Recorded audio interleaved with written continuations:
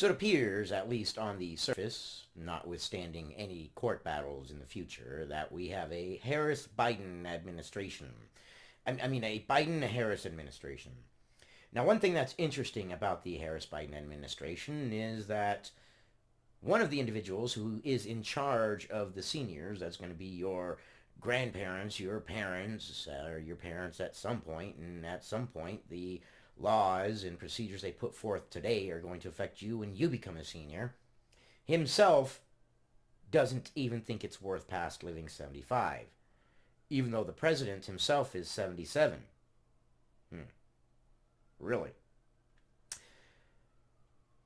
Joe Biden coronavirus advisor, Dr. Zeke Emanuel, or Zeke Emanuel, forgive me if I have butchered your name, don't at me, once argued it's not worth living past 75. Let me reread that. Joe Biden coronavirus advisor Dr. Zeke Emanuel once argued it's not worth living past 75, despite the president-elect being 77. And suggested only younger people who are yet to live a complete life should get a vaccine in a flu pandemic. So in other words, during this pandemic, if his logic holds and he paints everything with the same logic, Joe Biden shouldn't be getting a coronavirus vaccination. Dr. Zeke Emanuel, one of the 10 advisory board members appointed to Joe Biden's coronavirus task force on Monday, once argued in an article that life is not worth living after 75.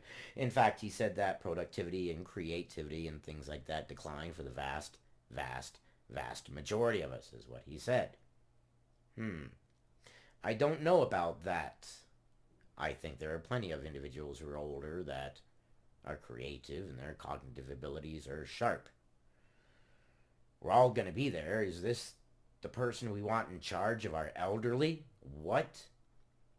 This is absurd. Let's continue reading. The declaration made in a 2014 Atlantic essay titled Why I Hope to Die at 75. That sounds like next song. Why I Hope to Die at 75. I don't know. Could raise some awkward questions, especially considering the fact that the president-elect is 77, and, more concerning to me, that Emanuel is now entrusted with protecting the nation's elderly from COVID-19, and yet he doesn't believe individuals over 75 should get the COVID-19 test. Although, I guarantee you, Joe Biden will get it, so only individuals 75 and older that they deem are useless to society. They deem are useless to society. It's the only way it would work. He suggested that society, as well as family members, would be better off if nature took its course swiftly and promptly. So, let me ask you this question, and you can feel free to comment below your answer. Look at your grandparents, look at your parents, or anybody that you know that's over 75. Are you willing to say, nope, they don't get a COVID-19 test because, well, their life isn't worthwhile? Are you willing to say that? I believe my father's life is worthwhile. If a COVID-19 test is available for him, I believe that he should be allowed to take it, just the same as everybody else on an equal footing. Why should he be excluded simply because he's older? And family members would be better off. Well, why are you deciding for family members? That makes no sense to me either. Emanuel also stated that beyond the age of 75, he personally will begin rejecting routine medical treatment such as flu shots. I doubt that you will. Because at that point, are you going to stop brushing your teeth? Are you going to stop doing everything? Because it's along the same lines. It's the same logic. I highly doubt it. I highly, highly doubt it. Flu shots are out, he wrote. Certainly, if there were to be a flu pandemic, a younger person who has yet to live a complete life ought to get the vaccine or any antiviral drugs. Emanuel argued in his essay that since the 1960s, increases in longevity have been achieved mainly by extending the lives of people over 60. Yes, That is by definition how you extend the longevity of people.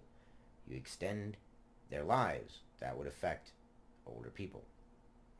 Rather than saving more young people, we are stretching out old age. But think about this, young people out there, you're going to be old too. Don't you want your life to be extended? The majority of us will. There are a few hardballs out there that are going to claim that they don't want to live to be 80 or 100, that they would rather die at 22, I've heard some people say. And I call bullshit on that for the most part. Some of them do have mental ideas that they do want to die young, but for the most part, it's talk. But when you get to that age, you're going to want somebody there to save your life. I almost 99% of the time guarantee it. It is true that compared with their counterparts 50 years ago, seniors today are less disabled and more mobile. Then what is the problem? He continued. But over recent decades, increases in longevity seem to have been accompanied by increases in disability, not decreases. It's called getting old. Just because you're on a cane or in a wheelchair doesn't mean you're any less of a human being or any less deserving of vaccinations or basic medical procedures, medical care. That's the word I was looking for. Unbelievable. Unbelievable. What would you do with our elderly, Dr. Emanuel?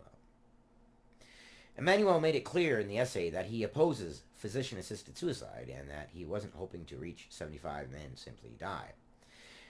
I am talking about how long I want to live and the kind of amount of health care I will consent to after 75, yes.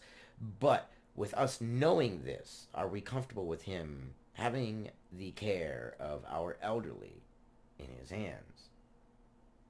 He's the one deciding the elderly and the COVID-19 tests and the COVID-19 vaccines. Not tests, vaccines. Excuse me, it's been a long day. I don't know, it doesn't seem very good to me. It doesn't seem very good. Americans seem to be obsessed with exercising, doing mental puzzles, consuming various juices and protein concentrations, or concoctions, sticking to strict diets and popping vitamins and supplements. I almost said pooping vitamins and supplements, and I was going to say, who's pooping vitamins and supplements? You need to stop taking that many if you're pooping them. All in a valiant effort to cheat death and prolong life as long as possible. And I see nothing wrong with that. Why? If you enjoy living, why not live as long as you can? That's kind of inbred in most of our brains. I reject this notion, he continued. He says he rejects this notion. The closer to death we all become, the further we wish it was. The closer to looking out through the grave we are, the more we wish our eyes were young. Let me know what you think. This is craziness. The Harris-Biden administration, what can we expect? Well, I don't know. Hasn't been long enough. But we will see. And I will be here to report on it. I love you guys. Comment, like, share, subscribe. I'll see you guys in the next one.